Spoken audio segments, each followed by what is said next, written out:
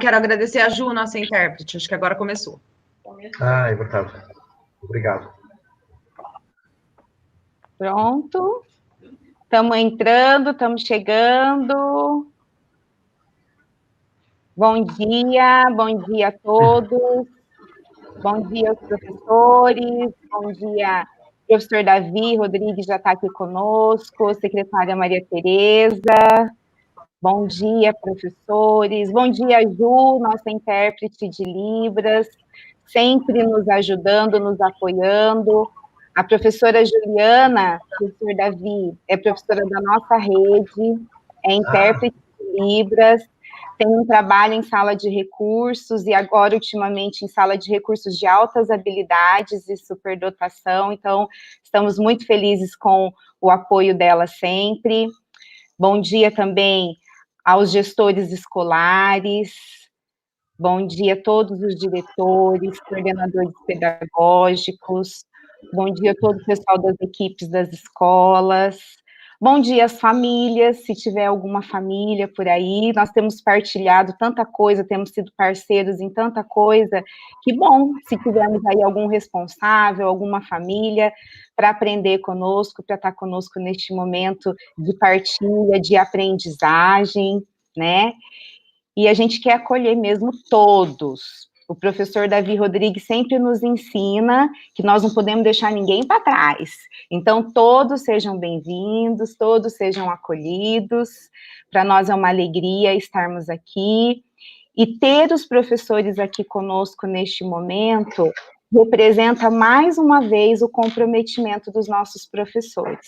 Né? Para nós é uma alegria, porque nós temos percebido nas práticas dos professores o empenho, a dedicação, e nesse momento tão diferente que nós estamos vivendo, mais uma vez os nossos professores, né, se esforçando, se empenhando para fazer o seu melhor. Então, todo, assim, o nosso parabéns aos professores, a gente saúda todos os professores e agradece. E aí, falando desse tempo diferente que nós estamos vivendo, né, nós temos hoje esse encontro com o professor Davi Rodrigues e a secretária Maria Tereza, para a gente refletir sobre o que estamos aprendendo nesse tempo. Porque estamos preocupados com a aprendizagem dos nossos alunos, das nossas crianças, mas nós também estamos aprendendo. E olha, quem disse que aprender é fácil, né, gente? Aprender não é fácil. Mas nós estamos aprendendo nesse desafio diário que nós estamos vivendo, né, nesse tempo, porque nós temos visto um novo foco para a escola. Aquele modelo de escola que a gente habitualmente conhecia, fazia, a gente está tendo que se rever, a gente está tendo que repensar. E isso, com certeza, tem sido um momento de aprendizagem para nós, porque a suspensão das aulas presenciais estão impactando a vida das crianças, a vida das famílias, a vida da comunidade escolar, mas também a vida de nós, professores. Então, nós queremos retomar isso, pensar de todo esse esforço de buscar as crianças, de afetar as crianças, de alcançar as crianças, né? Nossa preocupação em alcançar, a gente tem aí os nossos mediadores, buscando alcançar aquelas crianças que ainda não alcançamos, mas todos os professores nesse esforço de fazer por eles. E com isso, a gente está aprendendo o quê? A rever material, a gente está visitando diariamente o nosso currículo, revendo esse currículo, refletindo esse currículo, adaptando estratégias, propondo novas estratégias. Tudo isso, com certeza, tem sido um momento de aprendizagem para todos nós. As famílias, então, nossa relação com as famílias também, não é verdade? A gente escuta a família, a gente apoia a família, a gente acalma a família, a gente orienta as famílias, a gente tenta ajudar as famílias, como também a nossa relação com as famílias foi repensada e tem sido a cada dia. Por quê? Porque nós não temos todas as respostas, né? Mas nós temos buscado fazer o melhor para ter algumas respostas assertivas. E é tão interessante que uma das coisas que eu tenho percebido é que o nosso sentido de comunidade escolar mudou. Nós estamos longe, fisicamente nós estamos longe, mas nós estamos muito próximos como comunidade escolar. Todo mundo, né, se empenhando para oferecer o melhor para as nossas crianças, para os nossos estudantes. E aí, com certeza, novos legados vão ficar, né? Legados de novas formas de ensinar, novas formas de pensar o currículo, novas formas de interagir com as famílias, com os alunos. E uma coisa muito especial, novas maneiras de olhar para a vida, né? De olhar para a escola, de olhar para o colega de trabalho, de olhar para o aluno, de entender as coisas, de pensar as coisas. Então, nós estamos num tempo em que a gente ensina, mas a gente também aprende muito. E é nesse sentido que nós temos hoje esse momento especial com o nosso professor Davi Rodrigues e com a nossa secretária Maria Tereza. Então, nós já queremos agradecer a presença de todos e agradecer aqui à secretária por essa abertura, por essa oportunidade da gente estar com essa formação para os nossos professores. Do professor Davi Rodrigues, a gente já agradece, que não temos palavras para agradecer, tanta generosidade e tanto compromisso com a educação. Mas a gente quer agradecer a nossa secretária, que tem trabalhado diariamente muito, né, para que a gente continuasse oferecendo o nosso serviço com qualidade, buscando aí repensar o que for necessário, e com isso a gente agradece toda a equipe. Quando a gente fala da secretária, a gente agradece a equipe, a gente agradece os diretores e a gente agradece os professores. Então, professora Maria Tereza, agora a palavra é sua. Muito obrigada.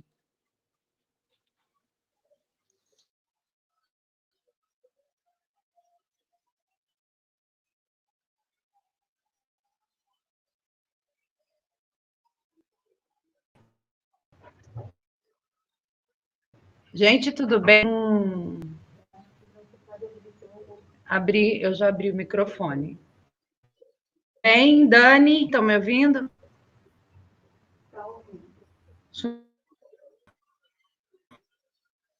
Para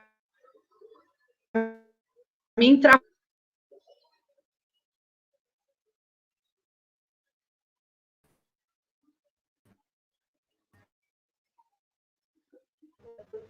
eu posso falar, né?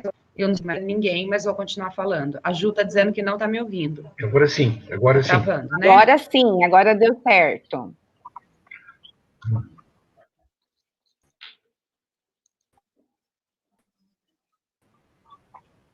Tá bom, tá me ajudando.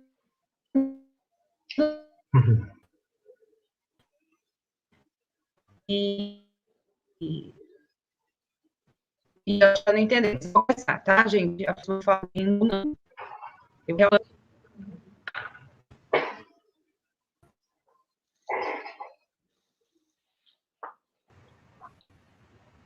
Tá, eu vou começar a falar, porque agora apareceu todo mundo. Ótimo. Gente, primeiro, bom dia. O áudio da Maria Tereza está travando muito, a Aline está dizendo aí.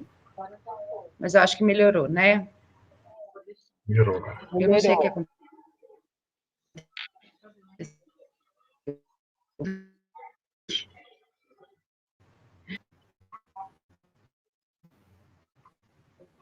minutinho. Isso. Acho que para Ju. estar.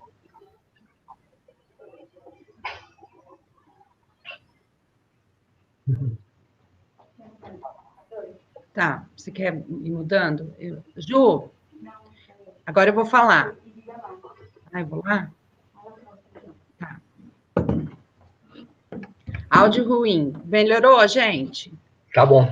Agora está Olha, bom. professor, então tá bom. Então vamos começar.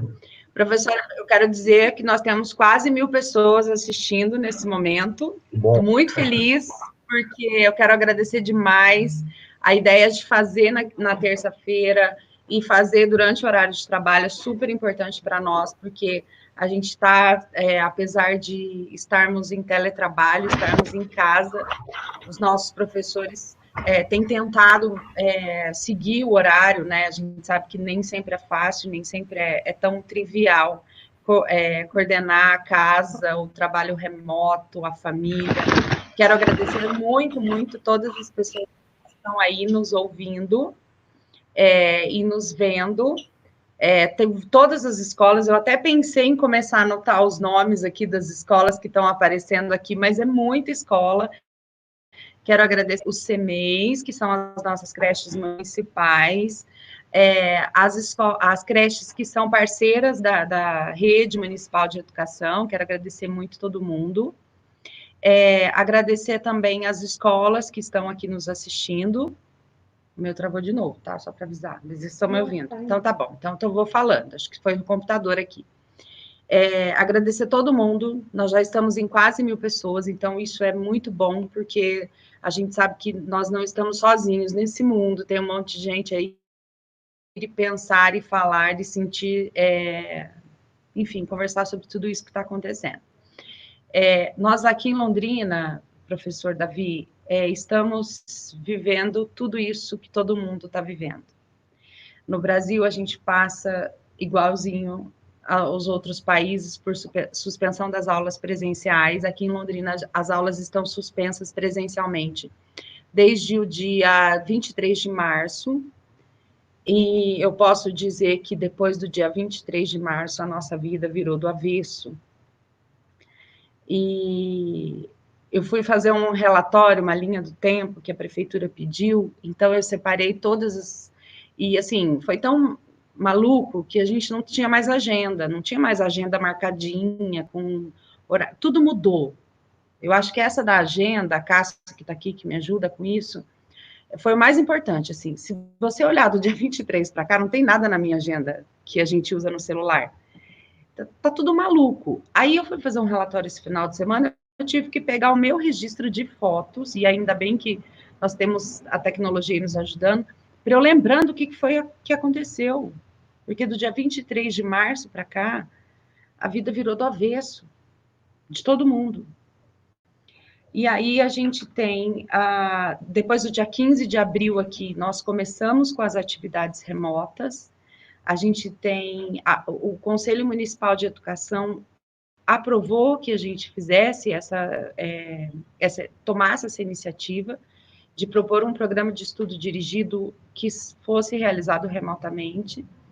Aí começaram as milhões de dificuldades com conectividade, com acesso dos professores, com acesso dos alunos. Hoje eu posso dizer que nós temos duas grandes angústias, além de tudo isso, além do medo do vírus, do medo da contaminação, da própria saúde, da saúde de quem está em casa com a gente, do medo de não saber o que vai acontecer. A gente tem o medo e a angústia dos nossos alunos que não estão conseguindo acessar isso. A gente tem o medo dos nossos alunos que não estão conseguindo aprender, dos nossos alunos que estão precisando de proteção, porque a violência aumentou, os casos de violência aumentaram contra criança e contra idoso nesse momento de pandemia. A gente sabe que isso se repete no mundo inteiro. As crianças estão... a fortaleza das crianças é a escola, a gente sabe disso. Então, tem o Ministério Público, tem a Defensoria, tem todo mundo muito preocupado com esses casos. A gente tem trabalhado, e aqui em Londrina a gente tem a sorte de ter os nossos professores mediadores, que são professores que estão visitando a casa dos alunos, entendendo se eles estão acessando ou não o material que foi disponibilizado. Se a família não foi buscar, a gente leva na casa. Enfim, nós estamos fazendo muitas atividades aqui exatamente por essa angústia, e tem a angústia de quando a gente vai voltar. E se a gente vai voltar, como a gente vai voltar? Então, a retomada também é um momento muito difícil. Como vai ser? A gente já sabe que não vai ser normal, como se nada tivesse acontecido. Então, tem várias ações aí para serem feitas. Assim como os professores, eu também tenho os meus medos e as minhas angústias, os meus momentos de muita dificuldade, trabalhar como todos os dias e como se tudo fosse...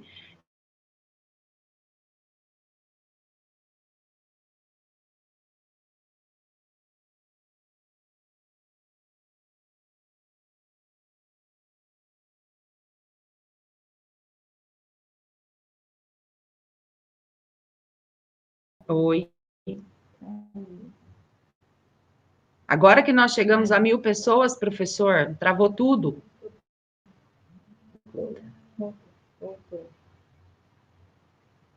Oi, gente.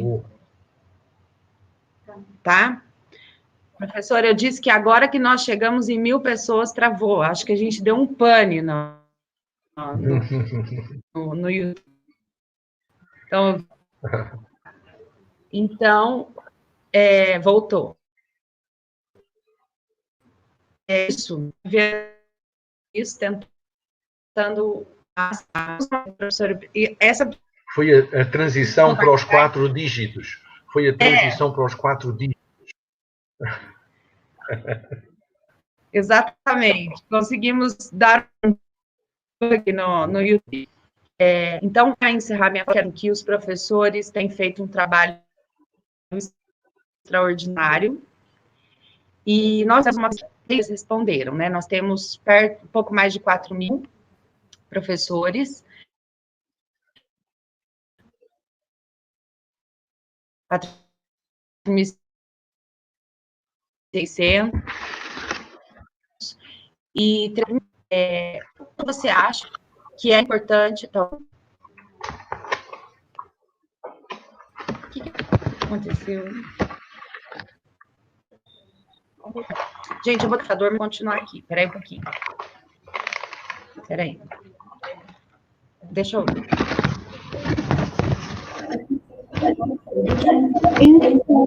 Eu tô saindo daqui. O dela eu tenho que sair. Vou sair daqui agora. Onde está o volume daqui? Desliga o volume daqui. É para sair daqui? Pronto. Aqui. Isso aqui não é André. Daí agora eu não consigo mudar, tá? Não tem problema. O microfone tá ligado? Daqui? Tá. Gente, eu mudei de computador, eu virei André agora. André Militão, nosso super staff. Espero que agora esteja melhor, tá bom? Então, é isso. Aqui no verdinho, tá? Eu tenho que olhar lá. É isso. Eu tenho que... Então, gente, é assim. Aqui nós fizemos uma pesquisa e perguntamos para os professores o quão importante eles acham que é a atuação do que os professores estão fazendo na vida dos alunos neste momento. E 95% dos professores que responderam à pesquisa disseram que consideram importante ou muito importante a atuação deles nesse momento na vida dos alunos. Isso quer dizer que 95% dos professores acreditam que eles estão fazendo a diferença mesmo neste momento totalmente tumultuado. E isso dá um alento para a nossa alma, porque a gente percebe que não está sozinho. Tem um monte de gente junto fazendo isso. Então, quero agradecer muito, professor, pela disponibilidade, mais uma vez. Quero agradecer a rede que está nos ouvindo. E quero ouvi-lo aqui com o coração aberto para entender como é que a gente pode superar tudo isso, porque eu também estou muito angustiada, nós estamos angustiados. E a gente quer ouvir como a gente pode passar por tudo isso. Quero agradecer muito, muito, Dani. A palavra é tua.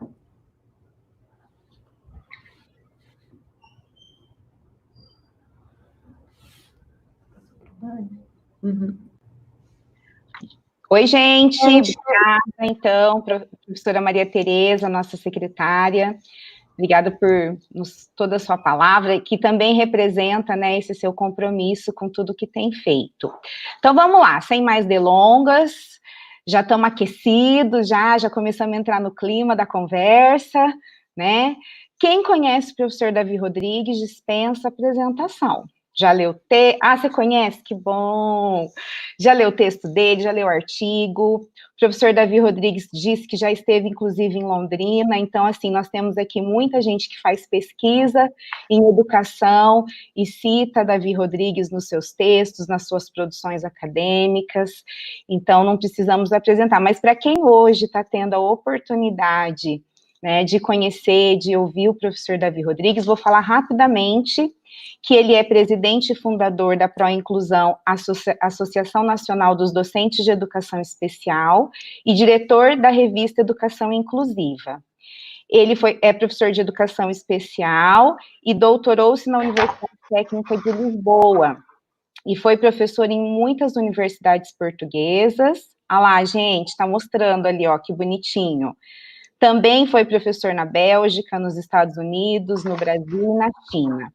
Trabalhou em projetos internacionais para a Unesco, para a Unicef, é conferencista convidado em países da Europa, África, Ásia, América do Norte e do Sul. E publicou, meu povo, só 32 livros. A gente tem muita coisa para ler, então, hein, professor, para dar conta de tudo isso aí. Muitos artigos, e ele integra o Conselho Editorial de Revistas Científicas Nacionais e Internacionais. Ele é premiado, né, o prêmio de reconhecimento, mas o nosso reconhecimento também para as grandes contribuições que ele sempre traz na área da educação, e atualmente é Conselheiro Nacional de Educação de Portugal. Então é com muita alegria, coração cheio de gratidão, que a gente acolhe e estamos prontos para te ouvir. Seja bem-vindo, professor Davi Rodrigues. Muito obrigado, muito obrigado. Foi uma excelente apresentação e acho que estamos, como estava a dizer a Daniela, acho que estamos aquecidos.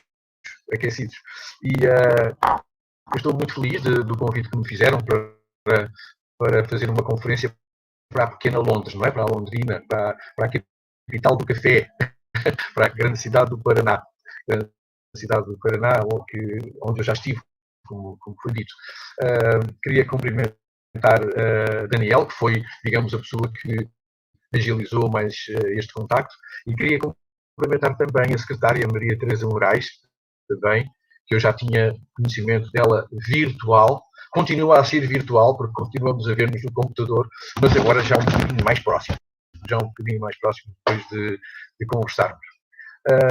Gostava, portanto, de agradecer também o facto de termos uma intérprete de Libras, mas falta um intérprete de língua portuguesa, não é? Para passar do português do Brasil para português de Portugal e vice-versa. Eu espero que não haja problema, e certamente não há, porque nós partilhamos a majestosa língua portuguesa. É fantástico. A quarta língua mais disseminada no mundo. Uma língua de cultura e talvez uma das 2 ou 3 línguas que é falada em todos os continentes. Fantástico. Estarmos distantes de quase 10 mil quilómetros e estarmos a falar a mesma língua. Portanto, não precisamos mesmo de intérprete dentro do português. É um grande prazer estar convosco e eu vou falar à volta de 40 minutos. 40 minutos a partir de agora. No Brasil são 10h24, em Portugal são 2h24 da tarde, não é? Nós temos uma diferença, uma decalagem de 4 horas e, portanto, nós aqui estamos são quase 2h25. Vou falar à volta de 40 minutos e depois certamente teremos tempo para ter 1 ou 2 ou 3 ou 5 questões. Depois nós veremos isso a partir ou do bate-papo ou de intervenções, mas isso, obviamente, as pessoas que estão na coordenação da sessão dirão qual é a melhor maneira de nós fazermos isto. O título é o que é que nós que ensinamos podemos aprender. E aqui começa logo a haver uma questão que eu penso que é muito importante em educação. É que nós muitas vezes temos esta ideia que nós que ensinamos só ensinamos. E as pessoas que aprendem só aprendem. Eu penso que isto aqui é um grande empobrecimento. Porque, antes de mais, as pessoas que só ensinam acabam por ficar com o síndrome do limão. Isto é, começam a ser espremidos, e qualquer dia quem só ensina já não tem mais sumo para ensinar. Isto é, nós precisamos, ao longo da nossa vida profissional, de nos ir alimentando, de nos ir hidratando, não é? E essa hidratação que nós fazemos é, sem dúvida, a nossa aprendizagem. E eu tenho uma rubrica, uma coluna que eu assino num jornal de educação que se chama A Escola que Aprende. E com o A entre parênteses. A escola aprende e a escola aprende também. E, portanto, é muito importante nós fazermos esta pausa para pensarmos, nós que ensinamos, nós que estamos sempre dispostos a dizer como é, como devia ser, para que lado é que se deve ir, qual é a nossa opinião, nós que estamos sempre tão solicitados para fazer isso, o que é que nós próprios podemos aprender durante esta pandemia?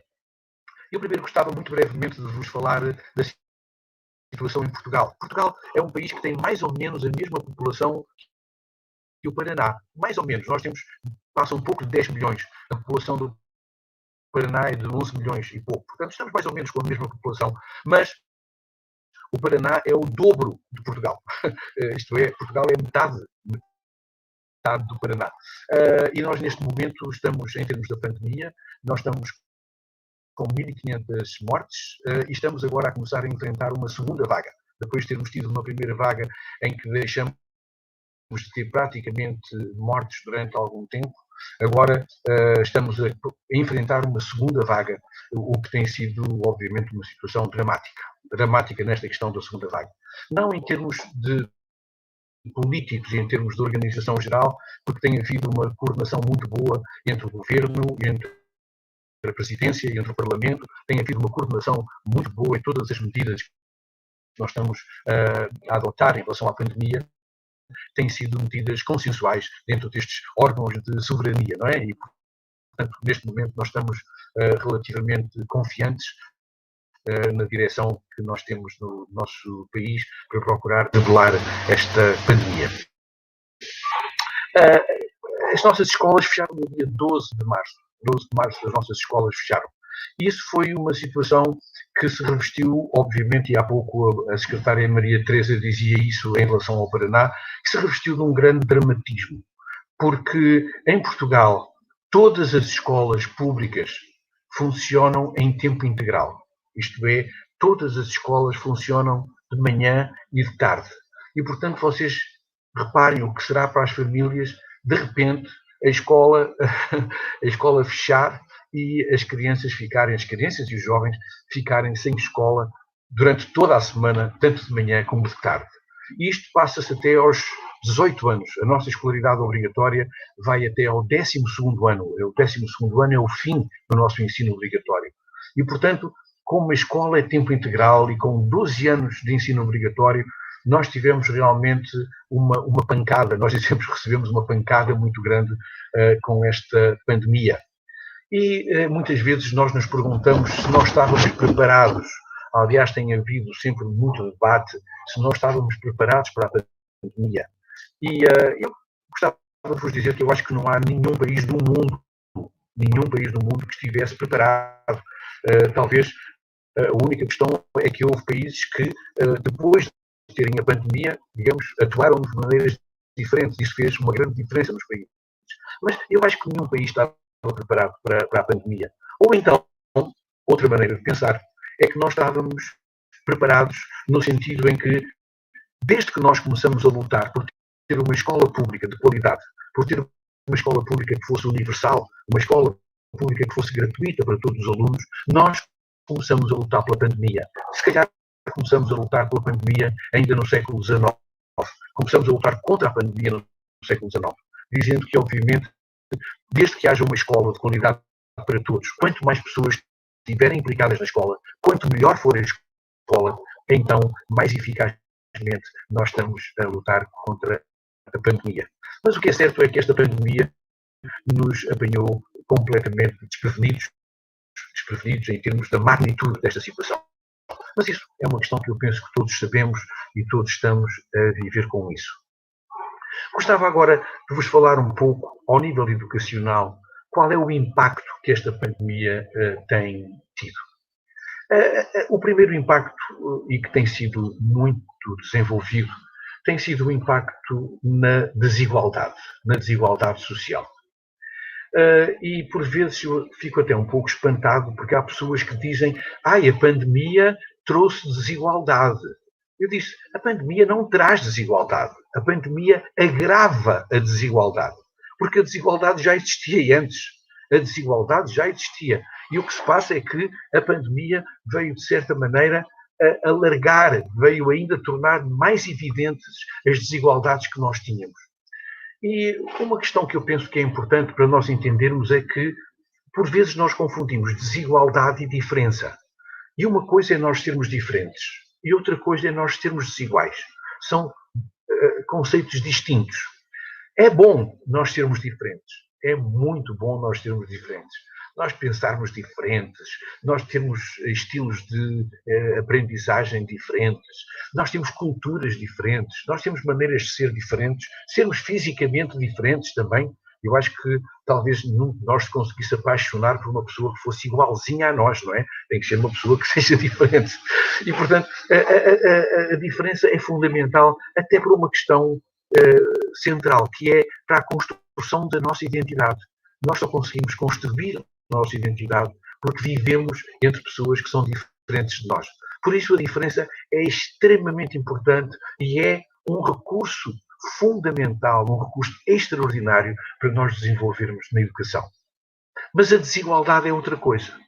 A desigualdade tem a ver com alguns fatores que influenciam decisivamente o nosso comportamento, a nossa vida, mas são fatores pelos quais nós não tivemos nada que fazer. São fatores que são, de certa maneira, inerentes, que nos apareceram sem nós termos pedido por eles. Dou-lhes uma ideia muito rápida. Ser homem e ser mulher não é a mesma coisa. Mas eu não me lembro de ter feito um pedido para ser homem. Aconteceu eu ser homem, como podia ter nascido mulher. Ninguém faz um pedido para ser deficiente. No entanto, há pessoas que têm uma deficiência. Ninguém faz um pedido para ser negro ou para ser asiático. Ninguém faz um pedido para nascer de uma família pobre ou para nascer de uma família rica. E isso é muito interessante nós pensarmos que a desigualdade é algo que influencia profundamente a nossa vida, que influencia o nosso comportamento profundamente, mas que, no entanto, nós não somos responsáveis por isso. É por isso que às vezes é tão, eu diria quase tão injusto nós vermos pessoas que dizem: eu ganhei todo este dinheiro porque eu trabalho muito. Como se isso quisesse dizer que quem não tem dinheiro não trabalha nada. E muitas vezes as pessoas ignoram esta questão da desigualdade e não valorizam o suficiente qual foram as prendas que eles tiveram ao nascimento e que não se deram conta delas. Ainda não há muito tempo, um colega meu escreveu um artigo muito interessante em que ele fazia um relato de tudo aquilo que tinha influenciado a vida dele e que ele nunca tinha feito nada para isso, mas que, no entanto, influenciou decisivamente, dramaticamente a vida dele. Portanto, uma coisa é a diferença e outra coisa é a desigualdade. De certa maneira, na sociologia, nós costumamos até dizer que a desigualdade é sempre uma injustiça social, no sentido em que a pessoa é beneficiada ou é prejudicada por fatores pelos quais ele não teve nada a ver com isso. Ele simplesmente aconteceu que ele nasceu naquela circunstância. A desigualdade como sabem, é um dos grandes problemas do nosso mundo. E conforme os países, nós temos assim índices maiores ou índices menores de desigualdade. Ontem foi domingo, mas na sexta-feira passada foi publicado pela Unesco um documento muito interessante que se chamava Education and Learning in a Post-Covid World. A educação e a aprendizagem num mundo pós-Covid. E é um documento muito interessante porque, falando da desigualdade, diz que nós nos tornamos mais conscientes da desigualdade agora. E um dos objetivos que a Unesco aponta é para nós não voltarmos nunca mais a ter os níveis de desigualdade que tínhamos antes da pandemia. Já não estamos a falar da desigualdade depois da pandemia. Estamos a falar que, estando conscientes dos níveis de desigualdade que nós temos nessa altura, que nós nunca mais voltemos a eles. Nunca mais voltemos a esses índices. E reparem, a escola é realmente a primeira fronteira na luta contra a desigualdade. Isso foi dito também há pouco pela secretária Maria Teresa. Está na front line, na fronteira, na linha da frente do combate contra a desigualdade. E nós temos a escola a tratar da saúde, dos direitos da saúde, dos direitos da proteção. Há crianças que encontram proteção na escola quando muitas vezes não têm proteção nas suas comunidades e até em sua casa.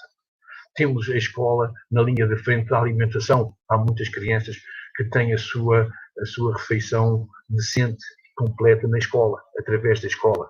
E, obviamente, os direitos também, os direitos educacionais, os direitos que são assegurados para que toda a gente possa ter uma educação de qualidade. Um segundo impacto, portanto, o primeiro impacto seria o impacto na desigualdade. O segundo impacto é, sem dúvida, o impacto na inclusão. Nós pensarmos que a inclusão também foi afetada por esta pandemia. Deixem-me só fazer um relato muito breve do que se passa no meu país.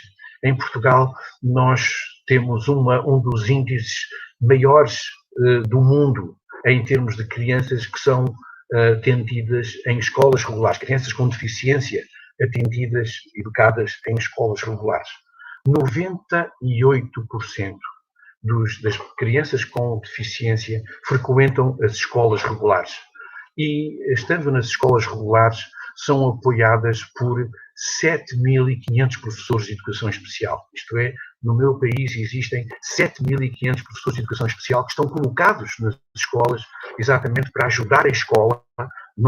Eles não estão a trabalhar só eles com os meninos com dificuldades. Eles estão a ajudar a escola a trabalhar com os jovens com dificuldades. Para termos estes números, nós tivemos que converter as nossas escolas especiais em centros de recursos. Quer dizer que as nossas antigas escolas especiais continuaram a funcionar, mas como um centro de recursos de apoio à escola regular. Quer dizer que estas escolas especiais fornecem serviços às escolas regulares. Mas uma coisa interessante, eu sei que isso se passa em alguns lugares do Brasil também, mas não são as crianças que vão no contraturno às APAES.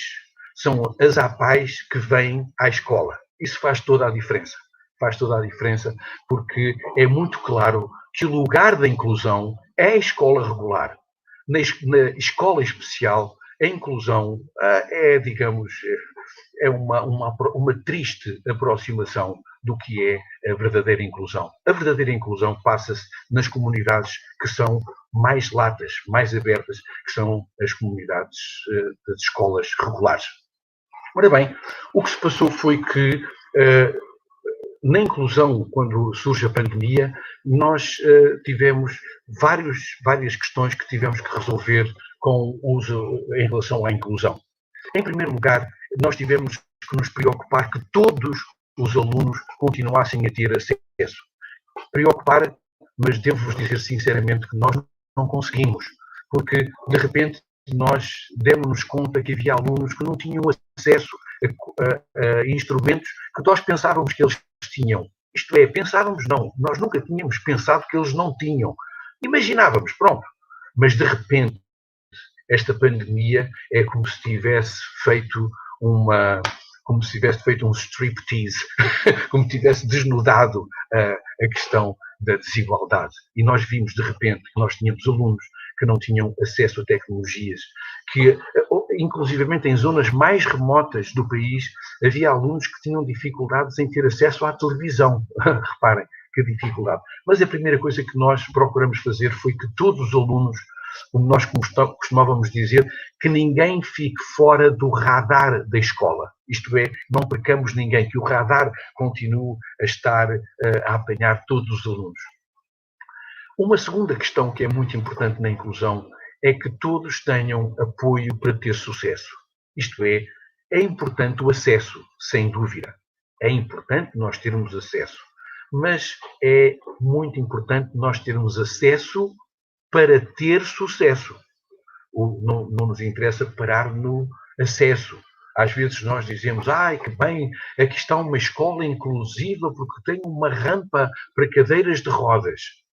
Isso não faz uma escola inclusiva, isso faz uma escola com uma rampa, é outra coisa. Uma escola inclusiva é outra coisa. E, portanto, o que nós temos que pensar é que não só temos que promover o acesso à escola, mas temos que promover o sucesso na escola. E para promover o sucesso, nós temos que pensar qual é o apoio que nós podemos dar aos alunos que têm mais dificuldades.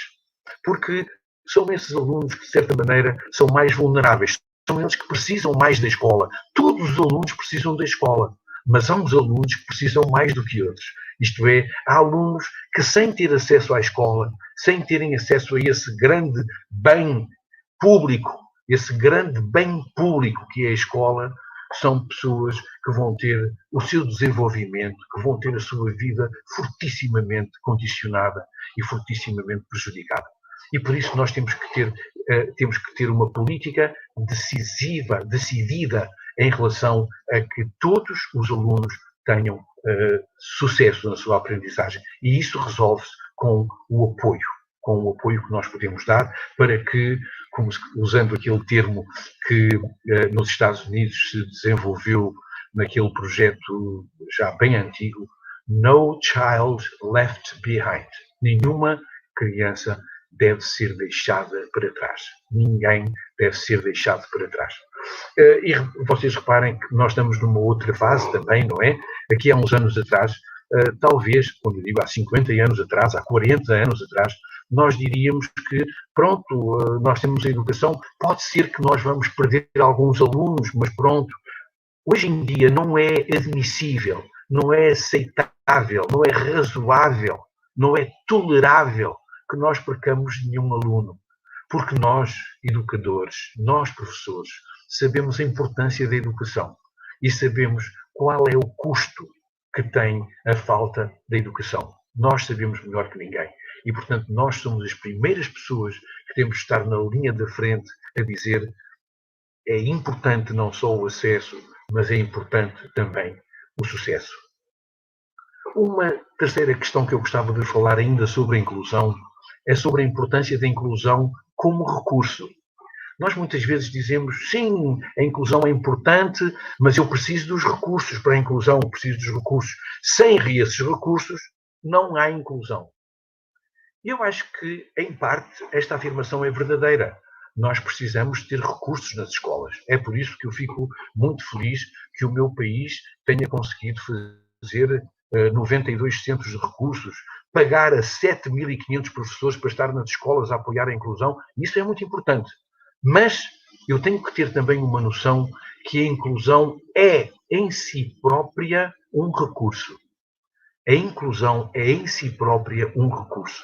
Quer dizer que se eu estivesse a fazer um planeamento sobre como é que a educação de uma criança, por exemplo, com trissomia 21, no Brasil diz-se com síndrome de Down, ou com paralisia cerebral, ou com uma perturbação, com um transtorno do espectro do autismo, se eu estivesse a fazer um planeamento sobre a educação desta criança, o primeiro ponto que eu punha é esta criança precisa de 5 sessões semanais de inclusão.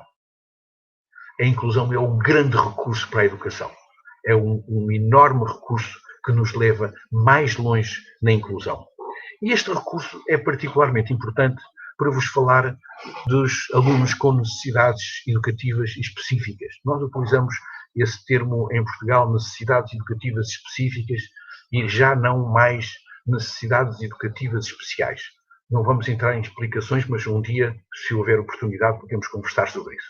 Mas para os nossos alunos com necessidades educativas específicas, talvez esta perca da escola, o encerrar da escola presencial, teve pelo menos 4 consequências com alguma gravidade. A primeira questão é a perca da socialização. A socialização é um bem que eu diria que é indiscutível. Toda a nossa vida como espécie nós fizemos em contacto, em interação com os outros, não é? É muito interessante porque nós não conseguimos, nem biologicamente, nós não conseguimos sobreviver sozinhos. Nós não conseguimos. Aliás, nós não conseguimos sobreviver se a comunidade não gostar de nós. Isto é, se de repente os nossos pais, imaginem, por absurdo, se não gostarem de nós e se nos tratarem muito mal, é provável que nós não possamos sobreviver. Portanto, nós estamos muito ligados à tribo, estamos muito ligados ao nosso clã, estamos muito ligados à questão da socialização. Os alunos com necessidades educativas específicas estão também muito ligados aos seus colegas. E estão ligados aos seus colegas até por uma questão fundamental. É porque os alunos que têm necessidades educativas específicas aprendem tal como os outros. Todos os alunos aprendem, e eles também, por imitação. Quer dizer que o facto de eu estar num ambiente que seja um ambiente multifacetado, um ambiente rico, um ambiente diverso, um ambiente de interação, isso é um importantíssimo fator de aprendizagem, é um importantíssimo fator de educação. E quando falta a socialização, de repente nós sentimos esse grande oco. Como é que se passa isso? Onde é que eu vou ter os meus modelos de identificação? Como é que eu me vou diferenciar? Como é que eu vou interagir? Como é que eu vou negociar? Como é que eu vou aprender? Como é que eu vou perceber o que são os outros? Como é que os outros vão perceber aquilo que eu sou? E uma primeira questão é esta questão da socialização, esta grande perca que nós sentimos, sobretudo em relação aos alunos com necessidades educativas específicas. A segunda questão tem a ver com a personalização. A personalização significa o seguinte, significa que nós adequamos os objetivos da aprendizagem às características do aluno. Eu prefiro sempre dizer personalização e não individualização, porque muitas vezes nós ficamos com uma ideia que individualização é trabalhar com um aluno de cada vez, ao passo que personalização já não nos dá esta ideia tão estrita que é para trabalhar com um aluno de cada vez. Mas isto para vos dizer que quando nós estamos a trabalhar com um aluno, nós imediatamente somos capazes de adequar a nossa proposta de trabalho, de personalizar a nossa proposta de trabalho, dizendo, isto que eu disse é demasiado difícil, ou isto que eu disse é demasiado evidente, demasiado fácil. E, portanto, num momento, eu sou capaz de redirecionar o tiro, não é? De eu fazer uma outra pergunta, de formular outra questão, que seja uma pergunta que seja mais pertinente e que seja mais relevante para a aprendizagem do aluno. E é por isso que a personalização é tão importante. E, reparem, quando eu deixo de ter o ensino presencial, a personalização ressente-se também. Ressente-se porque as minhas propostas começam a ser mais estandardizadas, mais comuns para toda a gente, e isso afeta, sem dúvida, essa grande qualidade que eu tinha no ensino presencial, de eu poder ter um feedback, ter um retorno imediato, se o que eu estou a propor é razoável ou não, se é difícil demais, se é fácil demais, se está fora daquilo que eu queria atingir. Uma terceira questão é a importância da sequência e da continuidade. Muitos pais de alunos com dificuldades se queixaram que muitas das aquisições que os filhos estavam a fazer, e muitas vezes aquisições difíceis, aquisições que estavam a tomar muito tempo e que estavam a ser feitas passo a passo, de grau a degrau, de repente, quando fecha a escola, essas aquisições não só param, mas inclusivamente regridem. Quer dizer, eles, por exemplo, pais de meninos com perturbações do espectro do autismo, nós dizemos perturbações em Portugal, no Brasil diz transtorno, mas é uma questão de tradução, de transtorno do espectro do autismo, dizem que em alguns casos que os seus filhos regrediram. E regrediram, e isso é uma questão que eu penso que nós temos também que repensar. É como é que nós vamos, o que é que nós vamos fazer para que esta regressão não seja tão dramática, para que esta perca não seja tão difícil e, sobretudo, para que ela não seja irreparável. Temos que pensar nisso. O quarto aspecto, e último, que é muito importante, é a questão da motivação.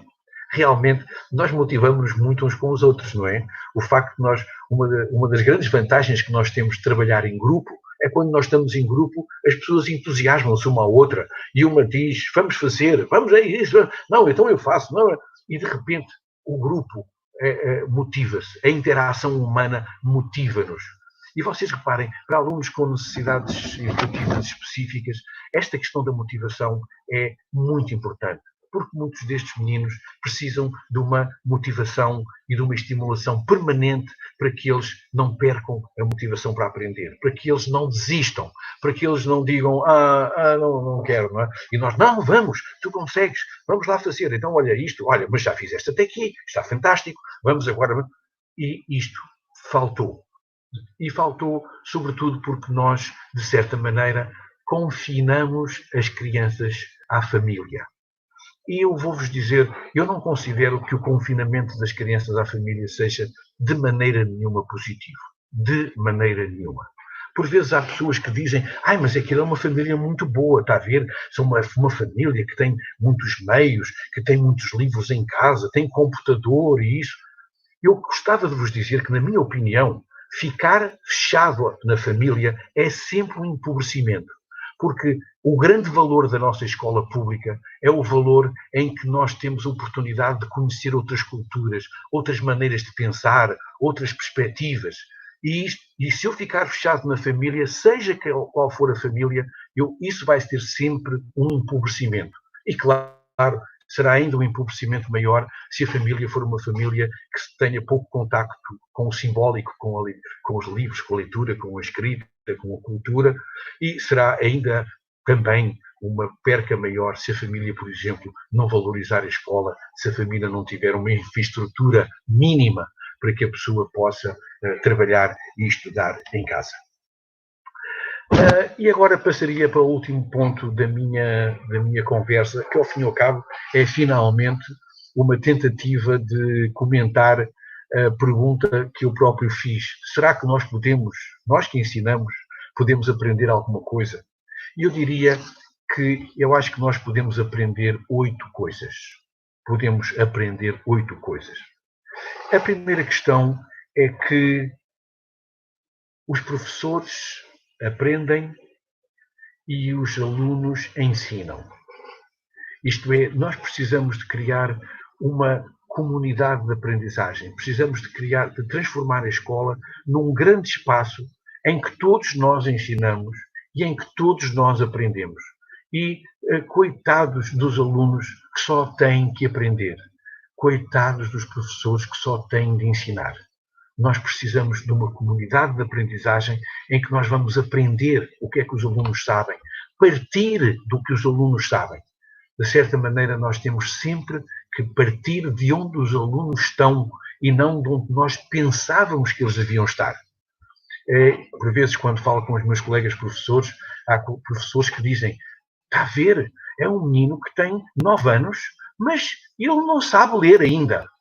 E isto parece um grande escândalo. E porque o professor acha que ele já devia saber. Não sei se já devia saber. O que é certo é que quando eu precisar de trabalhar com este aluno, eu não vou trabalhar como se ele fosse um aluno que está perdido. Eu vou buscar o aluno onde ele está. Vou buscar quais são as dificuldades que ele tem, quais são as potencialidades que ele tem. E é a partir daí que eu tenho que organizar o meu ensino e suscitar a aprendizagem desse aluno. Portanto, o primeiro ponto que eu acho que nós temos de aprender é que a escola, que a educação é um grande sistema em que todos ensinam e em que todos aprendem.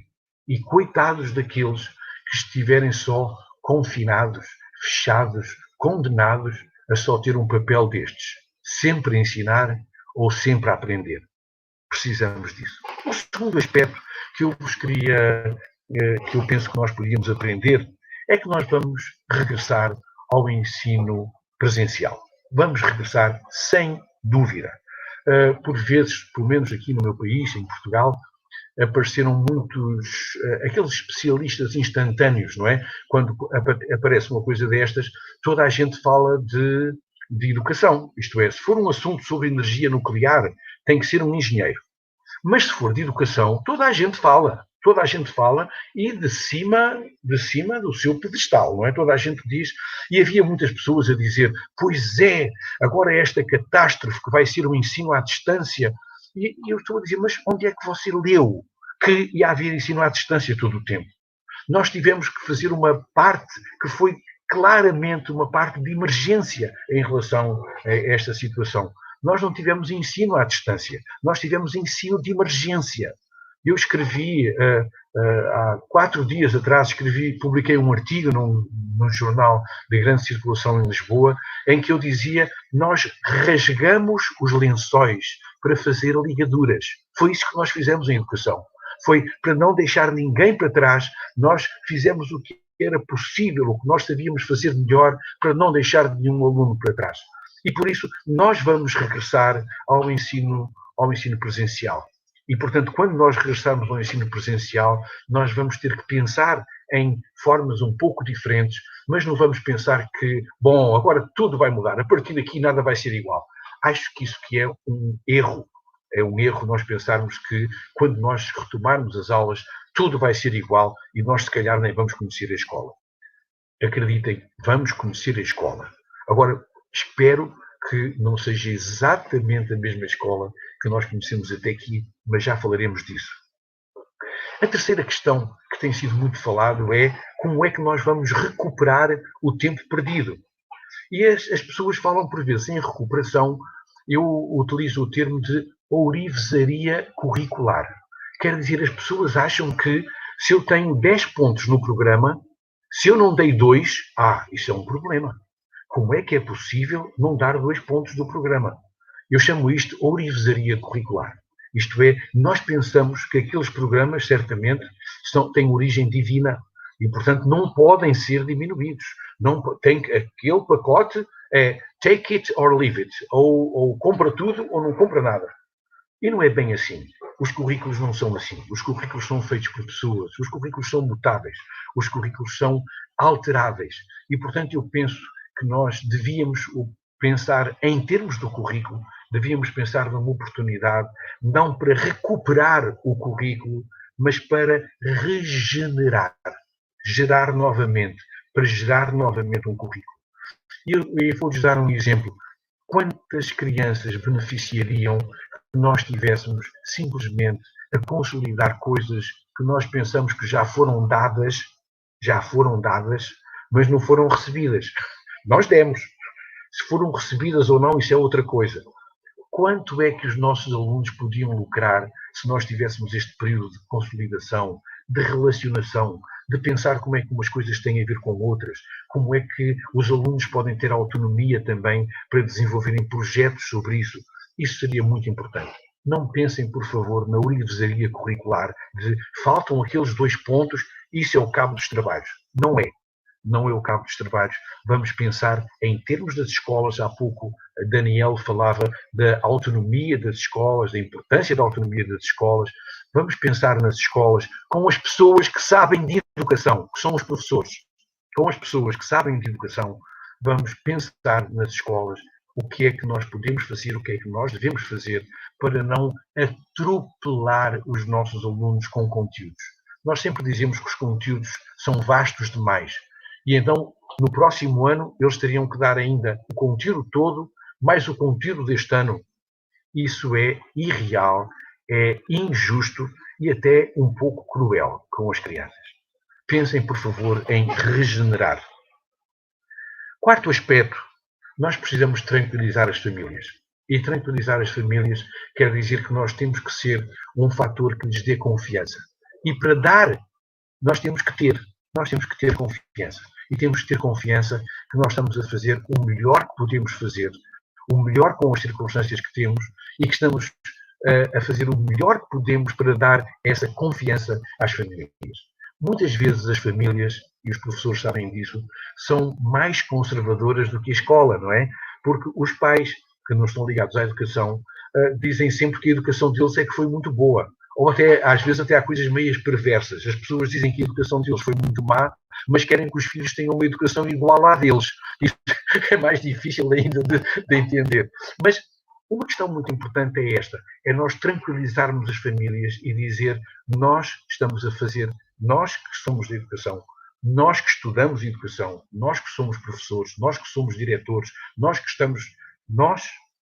sabemos o que estamos a fazer e vamos captar essas famílias para as tranquilizar.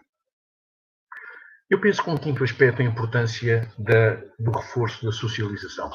Acho que depois desta pandemia nós vamos dar mais valor à socialização. Vamos dar mais valor a estarmos juntos. E estarmos juntos, isto não é uma coisa daquelas de autoajuda, de ai que bom estarmos juntos. Não é isso. É a questão dos direitos humanos, da equidade dentro da escola. Isto é, nós fazemos com que todos os alunos, sejam eles quem forem, sejam respeitados dentro da escola. E que qualquer coisa que haja dentro da escola, qualquer coisa que se tenha de tratar dentro da escola, seja sempre tratado neste clima de respeito, pensando que cada pessoa é preciosa, no sentido é importante. Every child matters. Todas as crianças importam. Não há só umas que importam mais e outras que importam menos. Todas as crianças importam.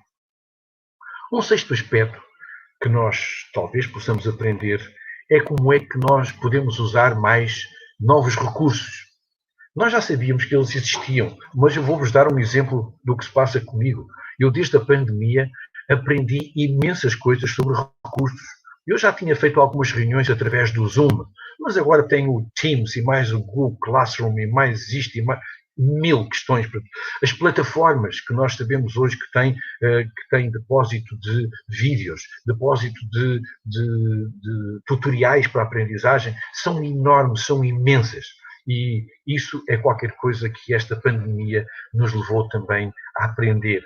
E certamente nós seremos professores mais cheios de recursos, com mais recursos a seguir a esta pandemia.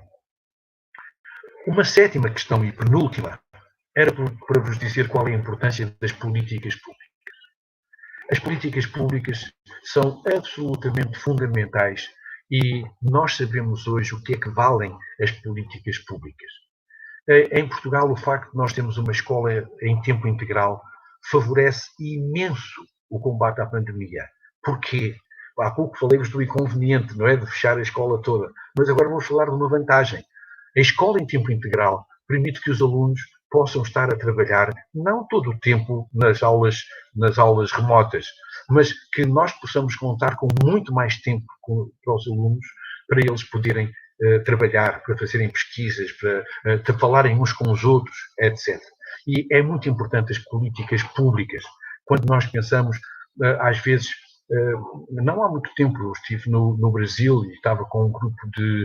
Há muito tempo não, há alguns anos já, mas estava com um grupo de políticos e eles diziam qual é que acha que são as prioridades para desenvolver a inclusão no Brasil. Eu disse, desenvolver a inclusão. Desenvolvam a escola pública. Isto é, tornem a escola pública um lugar de qualidade para todos os alunos, com professores que sejam bem remunerados, com professores bem, ou pelo menos possivelmente remunerados, porque bem nós achamos sempre que devíamos ganhar mais do que ganhamos, mas pessoas que sejam justamente remunerados pelo seu trabalho, com escolas que funcionem em tempo integral, com escolas que deem alimentação aos alunos, com escolas que tenham recursos, que tenham uma biblioteca, que tenham... Isto é a melhor maneira de promover a inclusão. Esta é a melhor maneira de promover a educação de qualidade. É nós desenvolvermos a educação pública, aquela educação sem a qual nós não somos uma sociedade livre, e nós não somos uma sociedade democrática, e nós não somos uma sociedade republicana, verdadeiramente republicana, sem esta grande escola pública. Portanto, é importante as políticas públicas, muito importante as políticas públicas que fazem da grande escola pública o grande centro irradiador da inclusão. E terminaria com uma oitava questão. Esta oitava questão foi uma que a Danielle me pediu, porque eu pus um post uma vez no Facebook e ela dizia era importante falar-se disso outra vez. E eu acho que também é importante dizermos que talvez nós também tenhamos que aprender qualquer coisa ao nível pessoal. Talvez nós tenhamos que aprender para nós próprios. Não só para as políticas, não só para a escola, não só para a aprendizagem, mas será que esta pandemia nos ensina alguma coisa a nós próprios? E talvez eu vos fizesse só 4 perguntas. Será, por exemplo, que eu vou consumir, depois da pandemia, vou consumir menos e vou consumir melhor? Vou me tornar um consumidor mais consciente, mais sustentável, com mais atenção aos dados da ecologia? Será que eu me vou tornar um consumidor que consome menos e que consome melhor? Uma segunda questão, será que eu vou achar mesmo inaceitável, eu quase que diria, será que eu vou achar vergonhosa a desigualdade? Será que eu vou achar que a desigualdade é mesmo inaceitável? E acho que isto é qualquer coisa também que esta pandemia nos pode ajudar a pensar. Terceira questão, será que eu vou valorizar mais as pessoas? Será que eu me sinto mais interdependente das pessoas? Será que eu me sinto mais próximo das pessoas? E eu percebo, é muito interessante o que nos está a ensinar a pandemia, eu percebo que não basta que eu faça uma determinada coisa. Eu posso ficar infectado, eu posso morrer, porque há outra pessoa ao lado que não fez o que devia fazer. E isto é muito importante porque nos leva a este sentimento. O Edgar Morin falava disso numa entrevista que deu ao jornal Le Point semana passada. Ele dizia esta grande questão da interdependência e da valorização das pessoas. E, finalmente, será que eu me sinto grato pelas condições que eu tive durante a pandemia? Quando nós vemos situações... Deixem-me dizer-vos que eu vi uma reportagem que passou aqui na televisão de pessoas que moravam em zonas periféricas da cidade de São Paulo e pessoas que eu não entendia como é que elas podiam sair, nem eu nem elas, como é que elas podiam sair daquela situação. Pessoas que estavam em grande risco de ficarem doentes, que estavam sem trabalho, que não podiam sair do seu lugar. E eu percebi que drama, que coisa terrível que se passa ao lado dos nossos concidadãos, ao lado das pessoas que compartilham a humanidade connosco. E quando eu penso nessas pessoas, eu sinto-me grato pelo facto de eu poder ter estado na minha casa, nunca me ter faltado comida, de eu saber como é que podia ter os meus cuidados médicos, etc. Sabem qual é a importância da gratidão? A importância da gratidão é a seguinte, é que ninguém consegue encher um copo cheio. E se as pessoas acharem que estão completamente cheias de si próprias, eles nunca conseguirão acolher aquele bocado vazio que nós temos que guardar para ser preenchido pela amizade, pela solidariedade, pela fraternidade dos outros. E pronto, era basicamente isto que eu tinha para vos dizer e agora se calhar tínhamos tempo para algumas questões. Muito obrigado pela vossa atenção.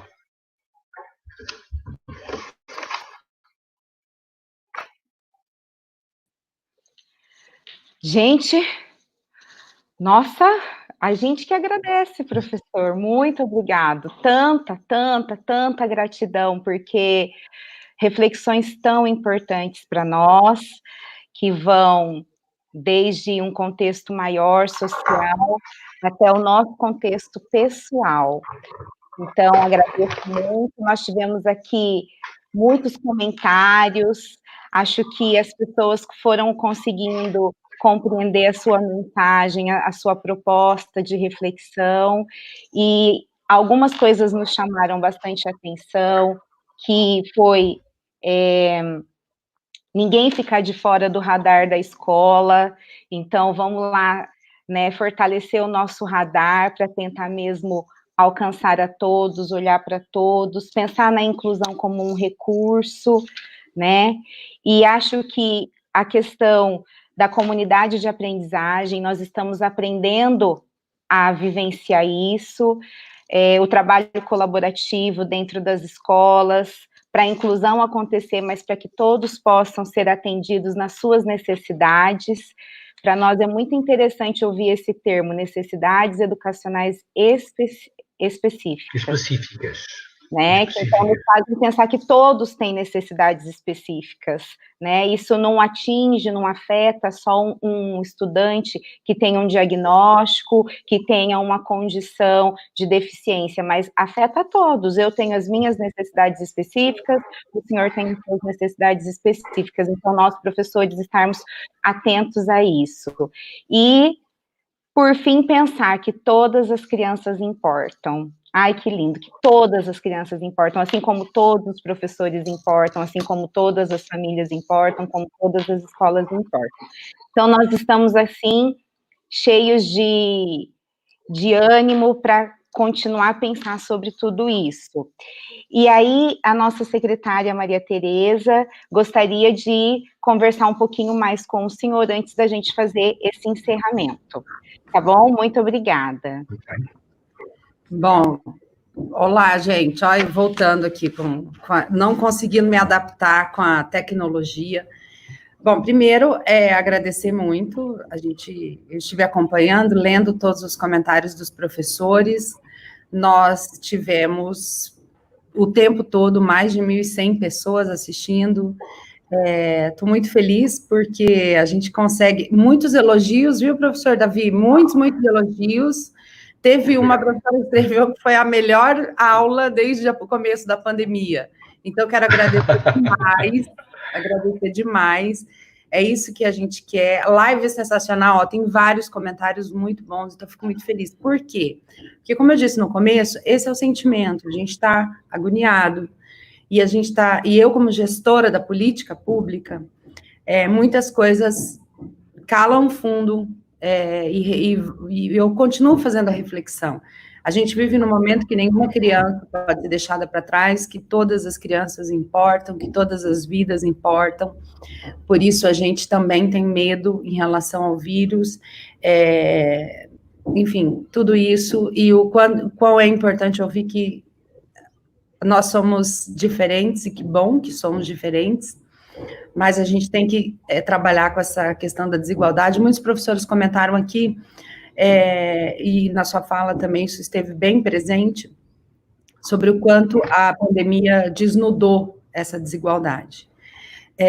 Todo mundo sabe, os professores vão se lembrar disso, desde o dia 23 de março, quando suspendeu, eu fiquei pelo menos uns 15 dias, professor, só resolvendo o problema de cesta básica, de alimento, de kit alimentação para as famílias. E isso tem se repetido mês a mês, assim. A fome, apesar de nós estarmos numa cidade do sul do país, uma cidade muito boa, pujante, de economia forte, a gente teve, nos primeiros 15 dias, eu fiquei só trabalhando toda a equipe da secretaria ficou só trabalhando com a questão da fome, porque não são todos os nossos alunos que passam fome, mas todos que passam fome estão na nossa rede.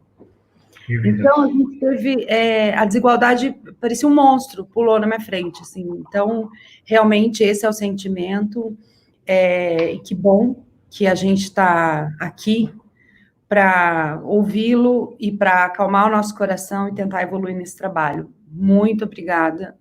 Obrigada a todos, mais de 1.100 professores que passaram esta manhã importante conosco. A reflexão vai ficar. Agora precisamos agir. Muita sabedoria para todo mundo. Professor, muito obrigada. Dani, muito obrigada pela sua mediação. E a toda a equipe da secretaria, que eu não posso tirar uma foto, mas se vocês vissem o momento aqui, como é que está cheio de computador, minha mesa para fazer funcionar, tudo isso, é uma coisa muito complicada, porque a gente está se reinventando também. Então, muito obrigada a todos. Então, dão-me licença ainda de dizer, muito obrigado. Posso ainda dizer uma coisa só final? Sim, claro. Estou ligado. Muito bem. Antes de mais, Maria Tereza e Daniel, muito obrigado pelas vossas palavras e também muito obrigado pelos... Eu não vi os comentários porque estive aqui a olhar para o meu computador. Eu só tenho um, Maria Tereza. Mas estava a olhar para o computador e muito obrigado pelos vossos comentários. Mas eu queria só fazer dois comentários muito rápidos sobre todas as crianças importam. Num relatório que foi publicado pela Unesco em 2017, a declaração de Incheon, eles dizem uma coisa muito interessante, que é assim, todas as crianças importam e importam o mesmo. Porque nós, por vezes, temos esta tendência de dizer um aluno que se esforça mais, um aluno, esse importa. Mas, se calhar, são os alunos que, às vezes, fazem tudo para nós desistirmos deles, que precisam também que nós nos importemos com eles, porque não é pensável, não é razoável que eu desista deles. E, portanto, eu deixava-vos talvez com esta ideia. Todos os alunos importam e importam o mesmo. Importam o mesmo. Uma vez eu disse isto a um professor no Brasil e ele disse, mesmo aqueles dois, eu estava a pensar, sim, mesmo esses dois, eu estava a pensar nos problemas que ele tinha na escola. Bom, última coisa, a Prova Inclusão, a Associação Nacional dos Centros de Educação Especial, que tem aquela tal revista que eu vos falei, vai organizar um grande congresso em Braga, em julho de 2021. Quem sabe, se nós contamos com vocês aqui, seria uma grande alegria. Vêm sempre muitos colegas do Brasil e, portanto, fica lançado este desafio para vermos a Daniel cá, para vermos a Maria Teresa e professores que organizem, se for favor, para virem até ao nosso congresso. Podem ir ao nosso site, Pro Inclusão, e encontram lá. Isto foi um momento publicitário, porque eu posso fazer, porque eu não ganho um tostão com isto. Professor, é só para... Eu agradeço muito, e o convite, quem sabe a gente não consegue mandar uma delegação de professores aqui de Londrina. Eu acho que ia ser uma inspiração. Além de passar por tudo isso, a gente consegue fazer com que todo mundo esteja no radar da secretaria, no radar da escola, no radar do professor, e ainda a gente consegue ir para a Praga te ouvir. Não, vai ser demais. Pronto, queria só a última palavra para me despedir de todos os professores que estiveram juntos e queria lhes dizer uma coisa que eu termino muitas vezes as minhas comunicações assim. Em educação é sempre de manhã. Em educação é sempre de manhã. Seja o que for. É sempre de manhã. É isso aí mesmo. Estava esperando para ouvir o senhor falar isso, porque é para a gente... Podia ter dito. Dá muito para fazer, temos muito ainda para fazer. Temos o dia todo para pensar, refletir e fazer melhor. Então, eu queria também agradecer, para encerrar, agradecer esse convite para esse evento, tudo que a gente vê, né, das publicações, das suas conferências, é isso aqui. Nos alimentam, nos animam, nos fazem querer fazer mais, então vai ser muito bom, com certeza. A gente ajuda a divulgar também, professor. Muito bem. O que acontece? Eu preciso terminar dizendo, gente, da generosidade, porque a gente fez uma proposta para ele escreveu um texto para nós, os professores que ainda não acessaram lá na nossa página do Covid, da educação em tempos de Covid, lá no site oficial, tem o recado do professor Davi Rodrigues para nós, professores. Olha como nós somos, é muito, é demais, né? Então, acessem, leiam o recado dele, que ele fez com muito carinho, já nos fazendo essas provocações, mas aí eu preciso dizer da generosidade dele, porque ele prontamente aceitou falar conosco, e eu tenho certeza que valeu muito a pena. Então, professor, a gratidão é imensa, desejamos assim, que vocês aí passem por esse momento que estão vivendo e que tudo fique bem, né? E agradeço por suas palavras que nos trouxeram tanto ânimo e nos colocamos também à disposição para o que o senhor vir a precisar. Obrigada, Maria Teresa, obrigada a todos. Um grande abraço, obrigado, Maria Teresa, obrigado, Daniel, todos os colegas. Tchau. Tchau. Muito obrigado. Obrigado.